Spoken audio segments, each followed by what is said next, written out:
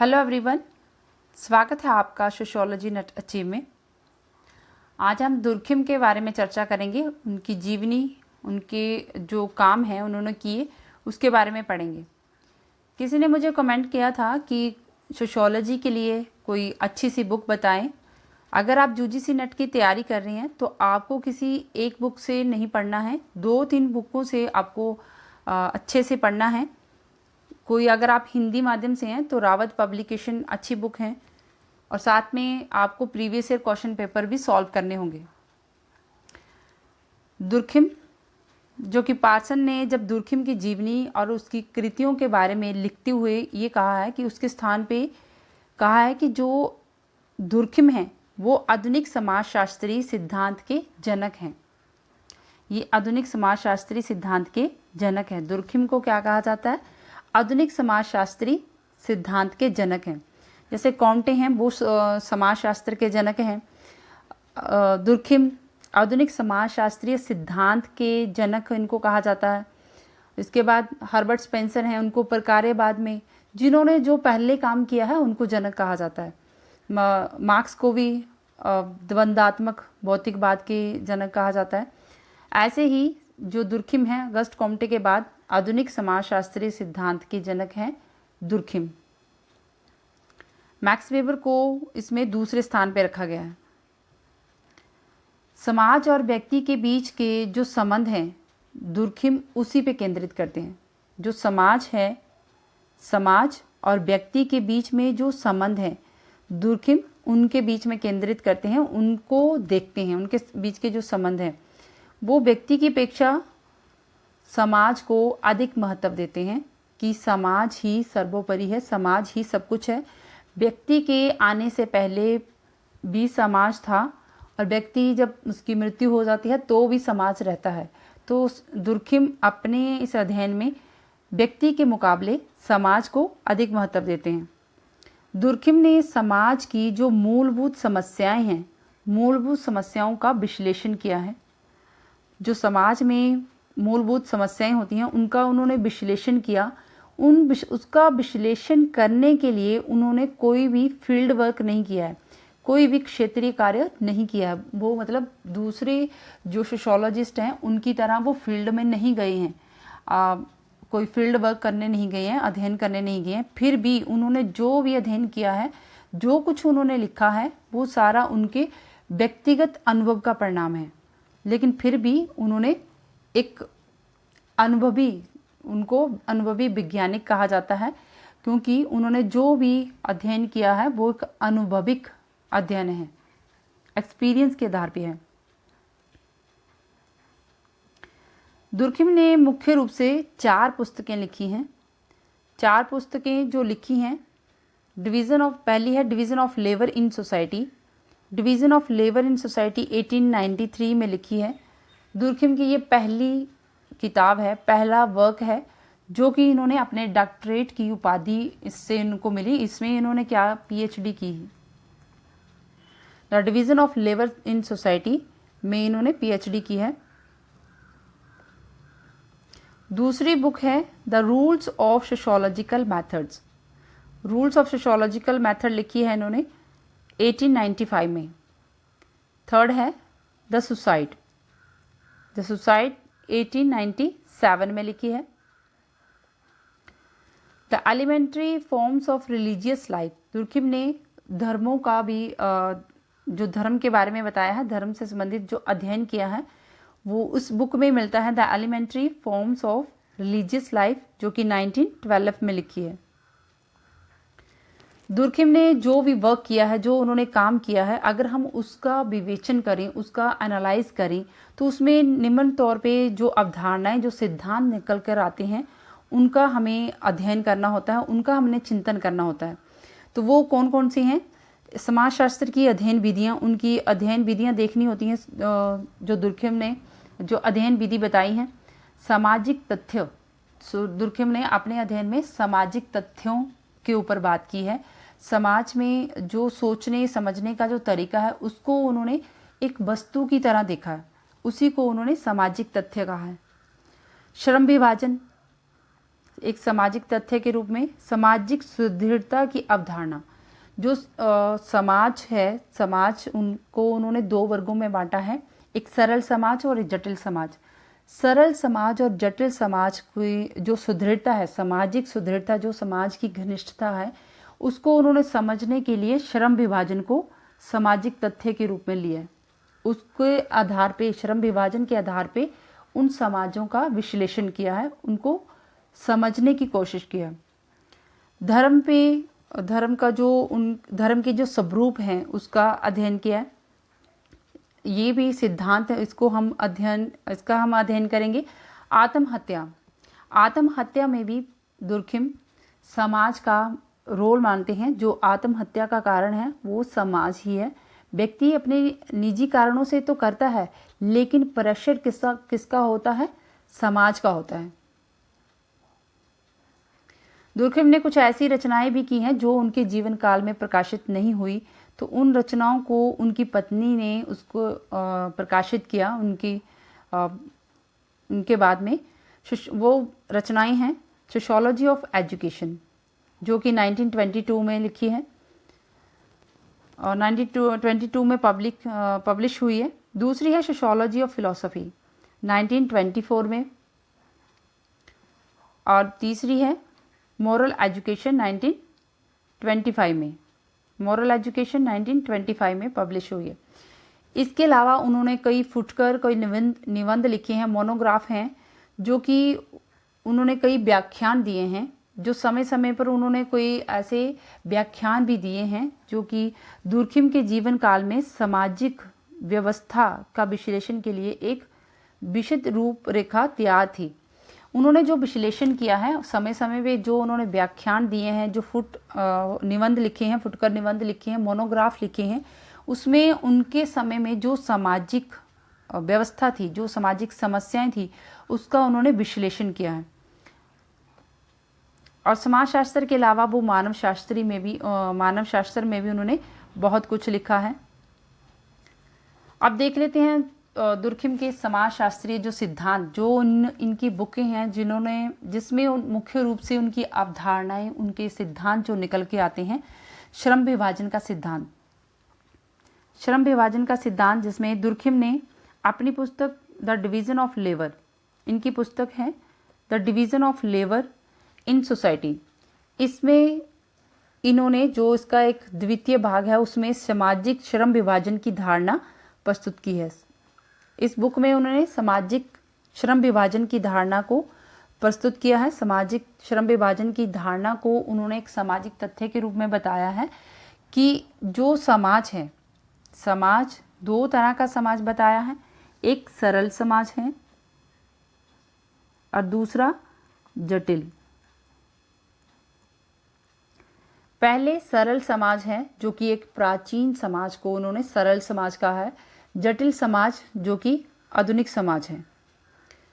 इसमें ये बताया है कि जो समाज की घनिष्ठता है, सामाजिक एकता है, जो समाज की एकता है, सामाजिक व्यवस्था जो बनी है, जो सामाजिक सुदृढ़ता है, उसको समझाने के लिए उन्होंने श्रम विभाजन का अपने विश्लेषण में लिया है। श्रम विभाजन के आधार पे समाज की सुदृढ़ता को समझने की कोशिश की है।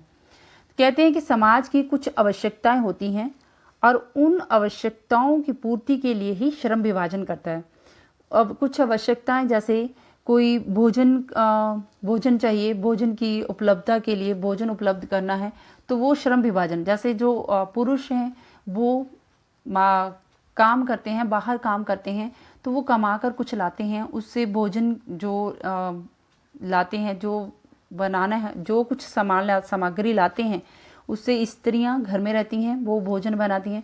तो ये जो श्रम विभाजन इनके बीच में, जो सरल समाज है उसमें स्त्री और पुरुष के बीच में भी भेद हुआ है, और उसमें पुरुष बाहर का काम करता है, स्त्री घर का काम करती हैं।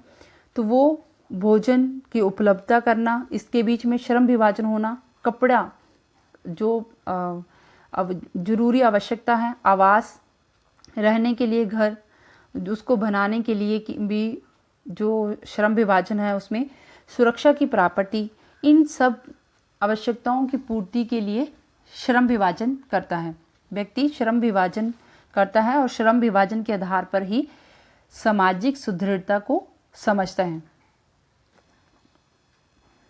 सरल समाजों में यांत्रिक एकता पाई जाती है। जो सरल समाज हैं, सरल समाज क्या है? प्राचीन समाज। सरल समाज हैं प्राचीन समाज, और जटिल समाज क्या है? आधुनिक समाज।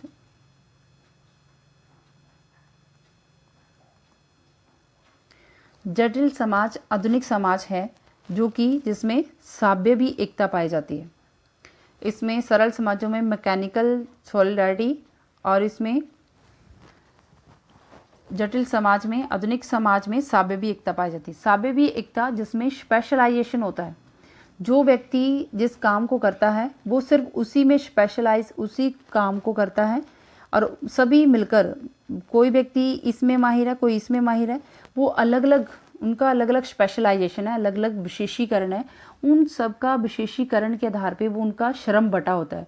फिर उस जिस काम को वो करते हैं उद्देश्य एक ही होता है उनका। जैसे कार बनानी है तो कार बनाने का जो उद्देश्य है, कोई टायर बनाएगा, कोई बॉडी के पार्ट्स बनाएगा, कोई इंजन बनाएगा।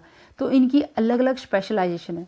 ये जो अलग अलग स्पेशलाइजेशन है इसी के आधार पे श्रम विभाजन होता है। फिर वो एक जो उद्देश्य है वो पूरा होता है। इस आधार पे उनकी सामाजिक सुदृढ़ता देखी जाती है। और जो सरल समाज है, प्राचीन समाज है, उसमें यांत्रिक एकता, पूरा समूह, जो समूह में इसमें कलेक्टिवनेस, सामूहिक एकता की भावना देखी जाती है। जिस काम को वो कर रहे हैं वो सभी मिलकर ही करेंगे। एक ही उद्देश्य है, सभी उस उद्देश्य को पूरा करने में लगेंगे। जो समूह है वो किसी एक या फिर राजा या धर्म के आधार पे, कोई उनका नेता है, अगर उसकी कमांड है तो उसके आधार पे वो सभी मिलकर काम करेंगे, एक सामूहिक प्रतिनिधित्व करेंगे। तो इसमें इसी को यांत्रिक एकता कहा गया है। इसके आधार पे सामाजिक सुदृढ़ता को देखा जाता है। दुर्खिम के अनुसार जो प्राचीन समाज है, प्राचीन समाजों में श्रम विभाजन सरल तथा स्त्री पुरुष के भेद पर आधारित था।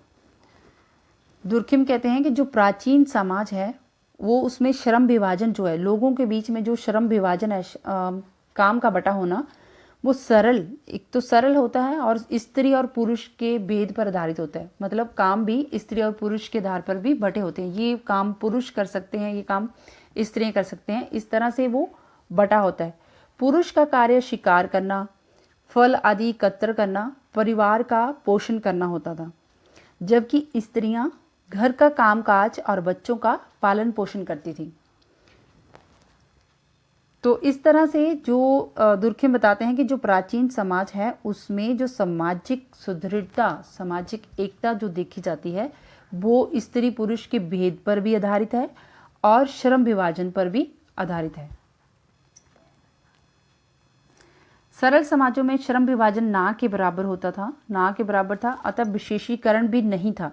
मतलब जो श्रम विभाजन है वो ना के बराबर, अगर किसी एक काम को करना है, किसी एक उद्देश्य को पूरा करना है, तो उस उद्देश्य को पूरा करने के लिए अगर कोई एक ग्रुप है, वो सारे ग्रुप के मेंबर उसको पूरा करने में लगे होते हैं। कोई उसमें काम ज़्यादा भी कर रहा होता, कोई काम नामात्र कर रहा होता, कोई थोड़ा सा काम कर रहा होता। तो इसमें श्रम पूरी तरह से विभाजित नहीं होता, ना ही कोई विशेषीकरण होता, क्योंकि सभी उसी काम को करने में लगे हैं। और लोग सामूहिक इच्छा, इसमें क्या होता है कि सामूहिक इच्छा से बंधे होते हैं, और यही सामूहिक इच्छा जो है इसी से ही सामूहिक चेतना, कलेक्टिव रिप्रेजेंटेशन की अवधारणा निकल के आती है। यहीं से कलेक्टिव रिप्रेजेंटेशन, सामूहिक चेतना की अवधारणा निकलती है कि लोग सामूहिक भावना से बंधे होते हैं, तो जिस कारण उनमें एक यांत्रिक एकता पाई जाती है, समूह मिलकर काम करते हैं। समाज की सुदृढ़ता को बनाए रखने के लिए यांत्रिक जो समाज है उसमें दमनकारी कानून होते हैं, जबकि साम्यवी समाज में प्रतिकारी कानून, रेस्टिट्यूटिव कानून होता है। और जो यांत्रिक समाज है, जो सरल समाज है, प्राचीन समाज है, ये प्राचीन समाज के कानून हैं। इसमें जिसने कोई ऐसा कार्य किया है जो आपराधिक कार्य है, तो उसको जब सजा दी जाती है तो किसी राजा के द्वारा या किसी धर्म का जो नेता है उसके द्वारा दी जाती है, तो वो दमनकारी कानून, उसको वो सजा उन्होंने खुद बनाई होती है। तो इसमें जैसे हाथ के बदले हाथ काटना, तो ऐसे जो समाज है इसको दमनकारी कानून कहा जाता है। और जो आधुनिक समाज है इसमें प्रतिकारी कानून है, रेस्टिट्यूटिव लॉ है, जो कि संवैधानिक कानून है, उसके आधार पर सजा दी जाती है। श्रम विभाजन के कारण कौन कौन से हैं? जो श्रम विभाजन है वो जनसंख्या के घनत्व में जब वृद्धि होती है, जब जनसंख्या बढ़ती है तो उसके घनत्व में, जनसंख्या का बढ़ना, जनसंख्या के घनत्व में वृद्धि होती है। उसके साथ साथ क्या होता है, लोग जब काम की तलाश में गांव में जाते हैं, गांव से फिर वो नगर बनते हैं, गांव में जाते हैं तो गांव से नगर, नगर से महानगर बनते हैं। वहाँ पे जब ये गांव से पब्लिक जब उठकर नगरों में जाती है, वहाँ पे जनसंख्या का घनत्व क्या होता है, बढ़ने लगता है। धीरे धीरे वो नगर जो है वो महानगर में तब्दील हो जाते हैं, फिर वहाँ जनसंख्या का घनत्व और बढ़ जाता है। तो ये जो प्रक्रिया है, जो शहरीकरण की प्रक्रिया है, औद्योगिकरण के कारण होती है, शहरीकरण के कारण और आधुनिकीकरण की प्रक्रिया, इन सारी प्रक्रियाओं के परिणाम स्वरूप जो विभाजन, श्रम विभाजन है वो जटिल हो जाता है। श्रम विभाजन, जितना जनसंख्या का घनत्व बढ़ता जाएगा उतना ही श्रम विभाजन भी जटिल होगा। जटिल मतलब जो विशेषीकरण के आधार पे काम मिलेगा, तो उपयोगिता के आधार पे काम दिया जाता है, काम व्यक्ति को प्राप्त होता है। उससे क्या होता है कि जो बहुत सारे ऐसे होते हैं जो जिनको उचित कार्य भी नहीं मिल पाता। जितना अधिक जनसंख्या का घनत्व होगा उतना ही अधिक समाज में विभेदीकरण और ज़्यादा बढ़ता जाएगा। जो काम कर रहा है, जो छोटा काम कर रहा है और उसमें, और जो मेहनत करके कहीं ऊंचे ओहदे पे पहुंच गया है, तो इसके कारण जो विभेदीकरण है वो और ज़्यादा बढ़ता जाएगा। जनसंख्या घनत्व के कारण जो विभेदीकरण है वो और ज़्यादा बढ़ता जाता है। जनसंख्या के नैतिक घनत्व में वृद्धि, जनसंख्या बढ़ती है तो उससे घनत्व बढ़ता है और वो नैतिक घनत्व में भी वृद्धि होती है। श्रम विभाजन एक सामाजिक प्रक्रिया है और इस प्रक्रिया में पहला पक्ष तो जनसंख्या की वृद्धि होती है। पहला पक्ष क्या है, जनसंख्या की वृद्धि होना, और दूसरा पक्ष क्या है इसका, नैतिक पक्ष। ये समाज का नैतिक दायित्व होता है कि जो बढ़ती जनसंख्या के साथ प्रत्येक व्यक्ति को समाज में उचित स्थान एवं कार्य प्रदान करें। कि जैसे जनसंख्या बढ़ रही है, घनत्व बढ़ रहा है, तो ये समाज का ही दायित्व बनता है कि जो व्यक्ति, जैसे अभी जो स्किल्ड वर्कर हैं उनको भी जॉब नहीं मिल पा रही, बेरोजगारी बढ़ती जा रही है, तो ऐसे ही जिसको जो स्किल मिली है, जो स्किल मिल रही है, उसको उसी के आधार पे उचित स्थान, उसको कार्य मिले समाज में, तो ही वो व्यवस्था सुदृढ़ बन के रह सकती है। ये नैतिक पक्ष है कि उसको उसकी स्किल के अनुसार उसको उचित स्थान और कार्य मिलना चाहिए। श्रम विभाजन के सामाजिक परिणाम, जो सामाजिक परिणाम निकल के आते हैं, इससे क्या होता है, व्यक्तिवाद का अत्यधिक विकास होता है। जब श्रम विभाजन होता है, जो व्यक्ति जिस काम में स्पेशलाइज है, जिस काम को करने में विशेषीकरण है, वो उस काम को अच्छे से कर लेता है, उसकी जैसी क्वालिटी है वो अच्छे से कर लेता है, वो ऊंचा उठ जाता है। और जिसकी थोड़ी निम्न है, उसके पास उतने सोर्सेस नहीं है, वो नीचे रह जाता है। तो इस कारण उन दोनों के बीच में क्या आता है, विभेदीकरण की जो प्रक्रिया वो बढ़ती है। व्यक्तिवाद भी अधिक विकास का कारण बनता है। इससे व्यक्ति का अधिक विकास हो रहा है, जो अमीर है वो और अमीर हो रहा है और जो गरीब है वो और नीचे गरीब हो रहा है। तो इससे व्यक्तिवाद का अधिक विकास होता है। समाज में साम्यवी एकता और संगठन का उदय होता है। साम्यवी एकता, स्पेशलाइजेशन, जो स्पेशलाइजेशन है उस आधार पे एकता बनती है।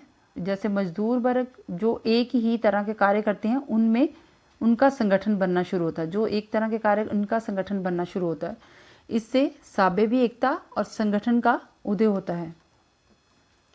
व्यक्ति में सामूहिक एवं पारस्परिक निर्भरता की भावना का अभाव होता है।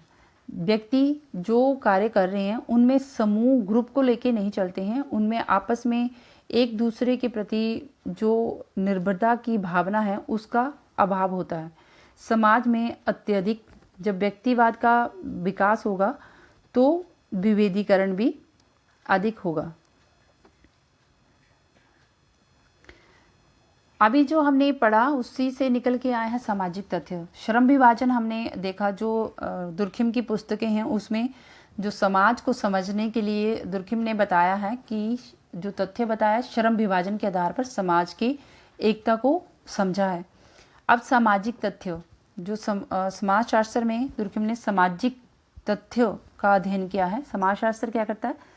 सामाजिक तथ्यों का अध्ययन करता है। समाजशास्त्र की जो विषय वस्तु है निर्धारण के लिए, समाजशास्त्र की जो विषय वस्तु है उसके निर्धारण के लिए सामाजिक तथ्यों का वस्तुओं की तरह, वस्तुओं की भांति प्रयोग किया है। जैसे हम समाज में जो दूसरे विज्ञान है वो जब उसमें कोई अध्ययन किया जाता है तो किसी वस्तु का अध्ययन किया जाता है। अगर इकोनॉमिक्स में देखा जाए, एक चेयर है, चेयर का अध्ययन करना है तो चेयर का अध्ययन करने के लिए उसकी जो लागत आई है उसके आधार पे अध्ययन किया जाता है कि क्या कॉस्ट रही, क्या क्या इसमें जो लागत आ रही है वो कितनी है, क्या क्या इसकी प्राइस रही है, तो वर्कर ने कितना काम किया उस हिसाब से देखा जाएगा। लेकिन जब समाज में विषय वस्तु निर्धारण करते हैं तो जो तथ्य होते हैं, सामाजिक तथ्य होते हैं, उनको भी हम वस्तुओं की तरह ही प्रयोग करते हैं। और जो सामाजिक तथ्य होते हैं वो क्या होते हैं? कार्य करने, सोचने और अनुभव करने की एक तरीका है, एक पद्धति है। समाज में जो हम कार्य करते हैं, कार्य करना, सोचना, अनुभव करना एक पद्धति है। यही पद्धति क्या है? एक सामाजिक तथ्य है। हमारे कार्य करना, सोचने का तरीके को सामाजिक तथ्य कहते हैं। इसकी जो परिभाषा है कि सामाजिक तथ्य व्यवहार करने, सोचने व अनुभव करने के ऐसे तौर तरीके हैं जो कि व्यक्ति से बाहर हैं। व्यक्ति का इस पर कोई नियंत्रण नहीं होता। व्यक्ति का इसमें जो ये जो तौर तरीके हैं, जो हमारा अनुभव है, ये स्वतंत्र होते हैं, इनका स्वतंत्र अस्तित्व होता है। ये समाज से आते हैं तथा जिनमें बाध्यता होती है, हमें उसको मानना ही होता है, उसकी बाध्यता की शक्ति होती है, जिनके द्वारा वे व्यक्ति के व्यवहार को नियंत्रित करते हैं। जो सामाजिक तथ्य, जैसे हमारी जो प्रथाएं हैं, बिलीव्स हैं, वो सामाजिक तथ्य हैं और उस सामाजिक तथ्यों को हम मानते हैं। वो व्यक्ति से पहले भी है, व्यक्ति से बाद में भी। तो व्यक्ति उनको मानने के लिए बाध्य होता है और वो व्यक्ति से स्वतंत्र होते हैं। सरल अर्थों में कहें कि जो सामाजिक संबंध हैं उनको नियंत्रित करने वाली जो परंपराएं होती हैं, धर्म, हमारा धर्म, मूल्य, जो हमारे मूल्य होते हैं, विश्वास, ये सभी सामाजिक तथ्य होते हैं। जो हमारे विश्वास, मूल्य, जिसको जो हमारे अनुभव में आता है, जो हमारे कार्य करने के तौर तरीके में है, वो सब क्या है? जैसे गणेश चतुर्थी की जब पूजा की जाती है तो उसमें आप ये डिसाइड नहीं कर सकते कि उसमें उस दिन क्या व्यंजन बनेगा, उस दिन क्या क्या बनाना। वो पहले से ही तय है कि उस दिन मोदक बनने ही बनने हैं, मोदक बनने हैं। तो ये क्या है? एक सामाजिक तथ्य।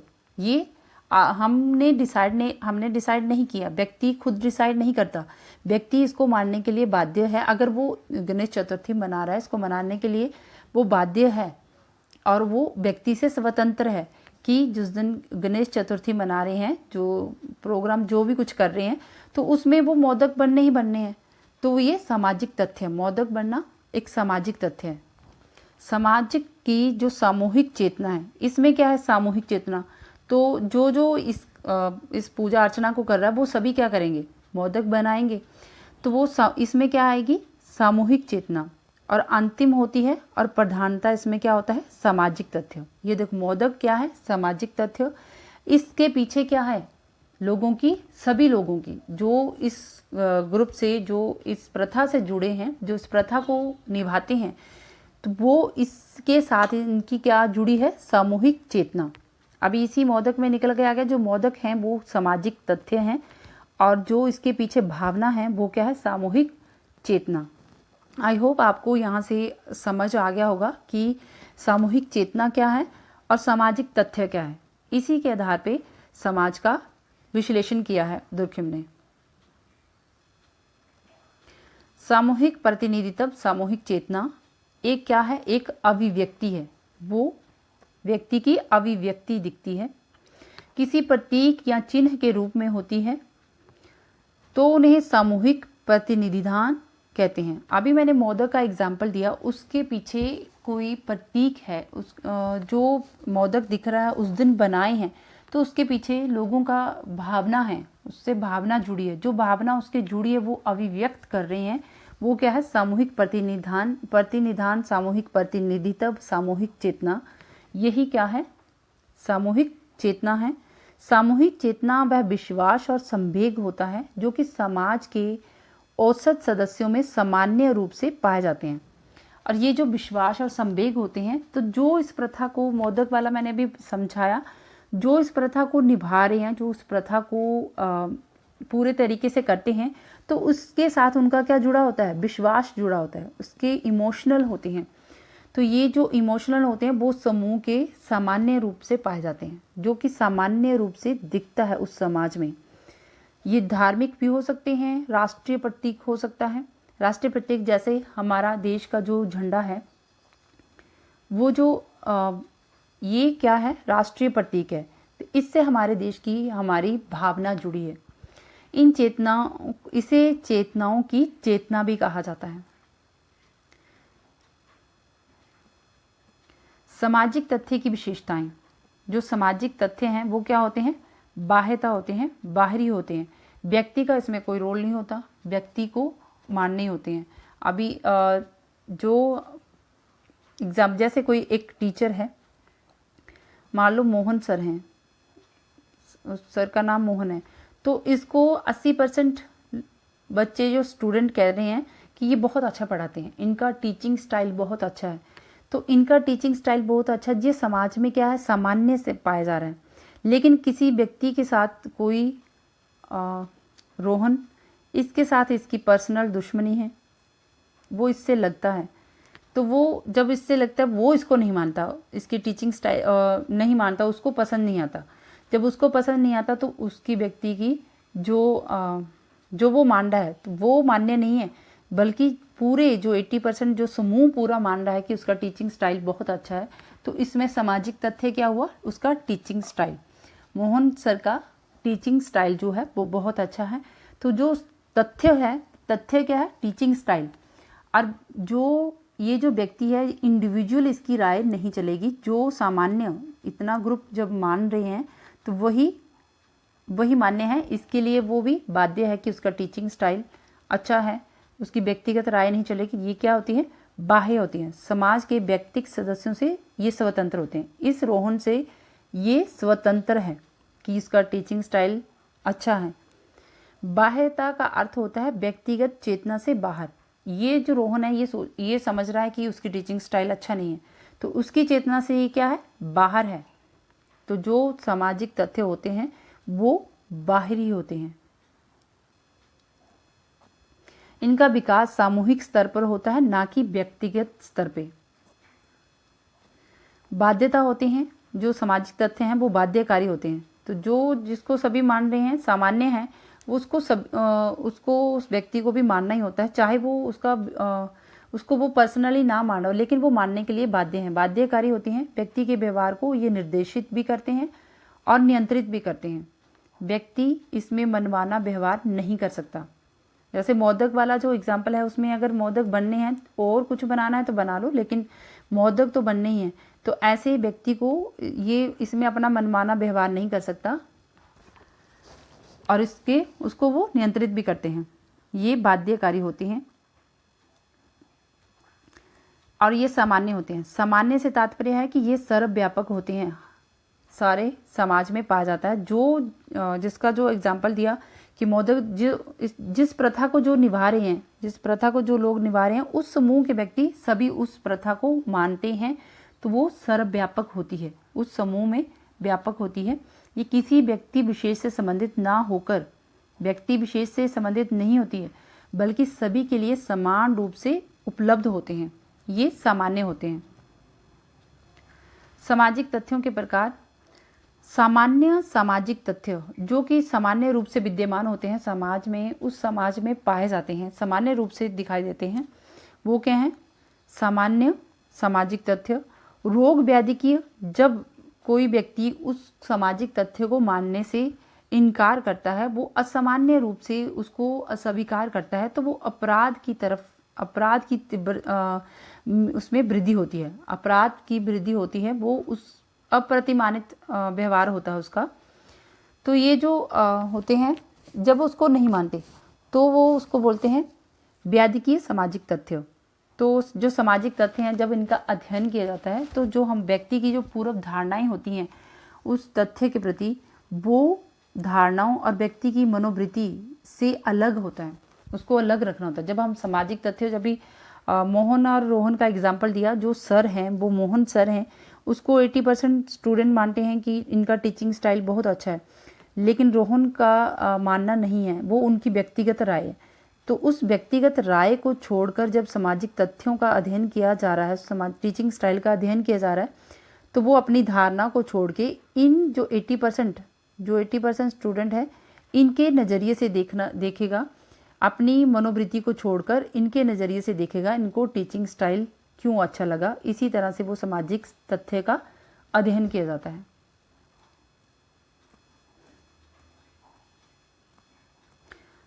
आत्महत्या का सिद्धांत, थ्योरी ऑफ सुसाइड, दुर्खिम ने अपनी पुस्तक में द सुसाइड 1897 में लिखी है, उसमें आत्महत्या का सिद्धांत प्रस्तुत किया है। इस सिद्धांत में उन्होंने ये बताने का प्रयास किया है कि आत्महत्या एक सामाजिक तथ्य या घटना है जिसके लिए व्यक्ति नहीं बल्कि समाज जिम्मेदार है। आत्महत्या व्यक्ति अपने किसी निजी कारण से करता है, लेकिन उसको उकसाने का जो कार्य है वो समाज ही करता है। जब व्यक्ति जैसे कोई बच्चा को कोचिंग लेता है, मान लो वो IAS की कोचिंग ले रहा है, तो वो काफ़ी 5-6 सालों से वहाँ कोचिंग ले रहा है, एग्ज़ाम दे जा रहा है, लेकिन उसका प्रीलिम्स क्लियर होता है, मेंस में वो अटक जाता है। तो ऐसे 3-4 सालों से होता रहा, जहाँ इंटरव्यू में अटक जाता है, तो उसको फेलियर का जब सामना करना पड़ता है, तो वो उसका जो निजी है, तो उसका निजी कारण, लेकिन वो अगर उसका इमोशनल वो स्ट्रॉन्ग नहीं है, तो वो समाज के डर से, घर वाले क्या कहेंगे, लोग क्या कहेंगे, मैं इतने सालों से मेहनत कर रहा था, तो वो समाज से डर से अगर वो सुसाइड कर लेता है कि लोग क्या कहेंगे कि इतने टाइम से ये कर रहा है, तो वो काम करने को वो उससे कोई और काम भी कर सकता है, लेकिन उसका इमोशनल अगर वो स्ट्रॉन्ग नहीं है, तो वो अगर सुसाइड कर लेता है, तो वो क्या है, इसमें जिम्मेदार कौन है, समाज, क्योंकि समाज उसको उकसा रहा है। समाज ही, अगर वो बार बार उसको ऐसा फेलियर देखना पड़ रहा है, तो वो उसको लोग ताने कसना शुरू हो जाएंगे। अगर वो समाज को फेस करेगा तो लोग कहेंगे कि इतने सालों से आपने किया क्या, आपने इतनी पढ़ाई की। तो ये जो ताने होते हैं ये समाज के द्वारा ही दिए जाते हैं, समाज उसको उकसाता है। तो इसमें व्यक्ति खुद ही जिम्मेदार नहीं होता बल्कि समाज जिम्मेदार होता है। दुर्खिम के अनुसार आत्महत्या शब्द का प्रयोग उन सभी मृत्युओं के लिए किया जाता है जो कि स्वयं मृत व्यक्ति के किसी सकारात्मक या नकारात्मक ऐसे कार्य के प्रत्यक्ष या अप्रत्यक्ष परिणाम होते हैं। सकारात्मक कार्य, सकारात्मक ऐसे जो सैनिक है, जब वो बॉर्डर पे जाता है उसको पता है कि उसकी मृत्यु भी हो सकती है, लेकिन वो सकारात्मक अपने देश की, जब वो अपने देश के हित के लिए कि वो अपनी जान की कुर्बानी दे देता है, तो उसको सकारात्मक में लेंगे कि वो उसने पॉजिटिव वे में अपना बलिदान दिया है। नकारात्मक जब कोई निजी कारणों से, जब या फिर कर्ज में डूब के, या फिर कोई स्टूडेंट जैसे फेलियर का सामना करता है, या कोई आर्थिक तंगी से तंग होके, ऐसे कार्य प्रत्यक्ष या अप्रत्यक्ष उसके परिणाम निकलते हैं जिनके बारे में व्यक्ति जानता है जो उसके परिणाम होते हैं, और वह इसी परिणाम से मृत्यु को उत्पन्न करेगा। कुछ ऐसे जो उसने कार्य किए हैं, जो व्यक्ति सुसाइड करता है उसने कोई पॉजिटिव या नेगेटिव कोई ऐसा कार्य किया है, उसका वो प्रत्यक्ष या अप्रत्यक्ष उसका परिणाम निकलता है। उस परिणाम को वो व्यक्ति जानता है कि क्या परिणाम होगा इसका, उसका पॉजिटिव परिणाम है या नेगेटिव परिणाम है, क्या परिणाम आएगा इसका। उसी परिणाम के कारण वो मृत्यु करता है अपनी, तो उसी को सुसाइड कहते हैं। अहमवादी आत्महत्या, इस प्रकार की जो इगोइस्टिक सुसाइड है, इस प्रकार की जो आत्महत्या वो तब होती है जब व्यक्ति अपने समाज से अलग समझने लगता है। जब व्यक्ति में कोई ईगो आ जाती है, जब जिस ग्रुप में वो रह रहा है उससे वो अगर ऊंचा उठ जाता है, उस ग्रुप से थोड़ा सा वो अमीर हो जाता है या उसका स्टेटस बढ़ जाता है, तो वो क्या करता है, वो समाज से अलग रहना शुरू होता है। जब वो उस समाज की परवाह नहीं करता, जिस समाज में वो रह रहा है, जिस सोसाइटी में वो रह रहा है, उनकी परवाह नहीं करता, तो धीरे धीरे ये जो लोग हैं ये भी फिर इसकी परवाह नहीं करते हैं, ये भी फिर इसको छोड़ देते हैं। जब ये अकेला पड़ जाता है तो जब पहले इसने सोसाइटी को छोड़ दिया, इनके तरफ ध्यान नहीं दिया, इनसे अपने आप को अलग कर लिया, अब सोसाइटी ने इससे अपने आप को अलग कर लिया, तब वो ये इस तरह की इगोइस्टिक आत्महत्या करता है। परार्थवादी आत्महत्या, जब ये आत्महत्या तब होती है जब किसी समाज के हित के लिए आत्महत्या की जाती है, आत्म बलिदान करता है व्यक्ति। जैसे कोई सैनिक बॉर्डर पर जाता है, वहाँ पे अपना बलिदान देता है समाज के लिए, समाज के हित के लिए। इसमें व्यक्ति के समाज के साथ घनिष्ठ संबंध होते हैं और व्यक्ति समाज के हित के लिए अपना आत्म बलिदान देता है। जैसे सती होना, ये अभी नहीं होता, लेकिन पहले जब समाज में अपने पति के प्रति जो निष्ठा है उसको दिखाने के लिए सती होना, जौहर करना, ये भी पुराने समाज में था। इच्छा मृत्यु, सैनिकों द्वारा किए जाने वाला बलिदान इत्यादि हैं। इस समाज में जो परार्थवादी आत्महत्या है वो, इसमें समाज के साथ घनिष्ठ संबंध होते हैं तो व्यक्ति आत्महत्या करता है। और ये जो अहमवादी आत्महत्या, इसमें समाज के साथ व्यक्ति के घनिष्ठ संबंध नहीं होते, समाज से वो क्या होता है, कटा हुआ होता है, समाज से वो उसको अलगाव हो गया होता है। इसमें समाज के साथ घनिष्ठ संबंध नहीं होते हैं और इसमें समाज के साथ घनिष्ठ संबंध होते हैं।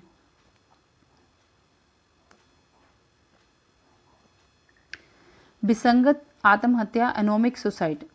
एनोमिक सुसाइड आत्महत्या तब होती है जब व्यक्ति के जीवन में अचानक से कोई परिवर्तन आ जाए, जैसे बाढ़ का आ जाना, फसलों का नुकसान होना।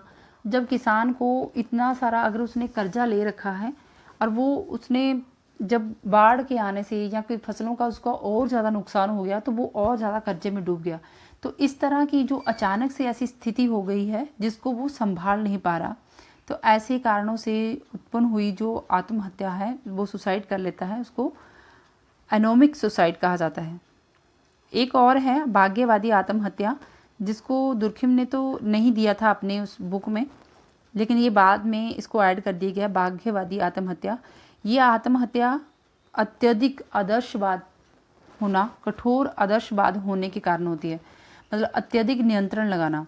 जैसे समाज में कुछ कुरीतियाँ होती हैं, उन कुरीतियों के कारण आत्महत्या, जैसे निसंतानता, संतान उत्पन्न होना, उसको बांझ के ऐसे ताने देना, इस तरह के अत्याचारों से परेशान होकर, या फिर कोई विधवा, जो स्त्री विधवा हो गई है, वो वैसे कार्य ना कर पाना जैसे जो शादीशुदा स्त्रियां करती हैं। समाज के किसी समाज के कोई ऐसे कठोर नियम होते हैं, तो ऐसे अत्याचारों से परेशान होकर जो सुसाइड किया जाता है उसको भाग्यवादी आत्महत्या कहते हैं।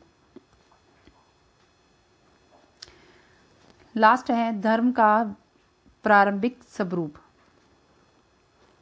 पर दुर्खिम ने जो elementary forms of religious life में अपनी बुक में धर्म के स्वरूपों का अध्ययन किया है, उसमें दुर्खिम ने धर्म की उत्पत्ति समाज शास्त्रीय सिद्धांत जो ऑस्ट्रेलिया की अरुंटा जनजाति है उसके अध्ययन के आधार पे प्रस्तुत किया है। इसमें अरुंटा जो जनजाति है उसका उन्होंने अध्ययन किया, उसके आधार पे जो प्रस्तुत किया है कि प्रत्येक धर्म का वास्तविक आधार जो है वो समाज होता है। प्रत्येक धर्म में उसका वास्तविक आधार क्या होता है, समाज होता है। दुर्खिम के अनुसार धर्म पवित्र वस्तुओं से संबंधित विश्वासों एवं आचरण की वह समग्र व्यवस्था होती है जो इन विश्वास करने वालों को नैतिक समुदाय में अवध करती हैं।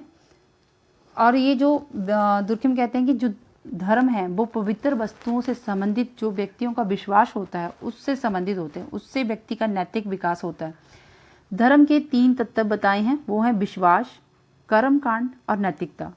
धर्म से जो पवित्र, जो वस्तुएं पवित्र हैं, जिसको धर्म, दो तरह की वस्तुएं बताई हैं इन्होंने, एक पवित्र है और एक प्रोफीन, लौकिक हैं। जो पवित्र हैं, जिन वस्तुओं को व्यक्ति पवित्र मानता है धर्म के अनुसार, वो धर्म के अनुसार 3 तत्व हैं, उसके प्रति उसका विश्वास है, और या फिर वो उससे कर्म कांड करता है और उसी से उसकी नैतिकता झलकती है। विश्व की समस्त वस्तुओं को उन्होंने 2 भागों में बांटा है। धर्म के आधार पे जो अध्ययन किया है 2 भागों में बांटा है, पवित्र होती हैं और लौकिक होती हैं। कोई भी वस्तु पवित्र उनकी उपयोगिता के कारण नहीं होती है। जो वस्तु है उसकी, जैसे फल हैं, फल की उपयोगिता क्या है, वो उसकी वो मतलब उसमें कौन से विटामिन्स पाए जाते हैं, उस उपयोगिता के आधार पर पवित्र नहीं है, बल्कि समान उसको विशेष आदर दिया जाता है, सम्मान देने के कारण वो पवित्र है। कोई फल है, उस फल को, जैसे नारियल फल है, तो नारियल को उपयोगिता, उसका जो पानी है उसकी उपयोगिता जो है उसके आधार पे वो उपयोगी पवित्र नहीं है, बल्कि वो पवित्र किस कारण से है, उसको जो विशेष आदर दिया जा रहा है, उसको सम्मान, जब हम पूजा अर्चना में उसका प्रयोग करते हैं, उस कारण वो पवित्र है। इन पवित्र वस्तुओं को दुर्खिम ने टोटम या गण चिन्हवाद कहा है। यही धर्म का प्रारंभिक स्वरूप है।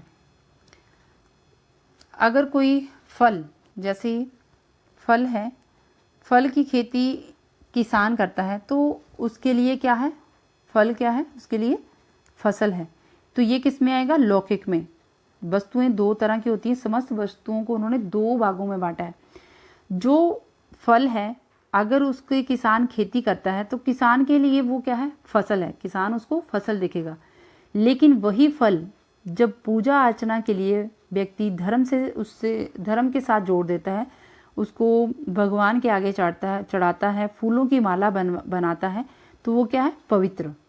वस्तुओं को 2 आधार पे बांटा है। जब उसके साथ विश्वास जुड़ा है, कर्म कांड जुड़ा है, जब नैतिकता जुड़ी है, तो वो क्या है, पवित्र। और जब उसकी उपयोगिता जुड़ी है, उसके साथ उपयोगिता जुड़ी है, तो वो क्या है, लौकिक।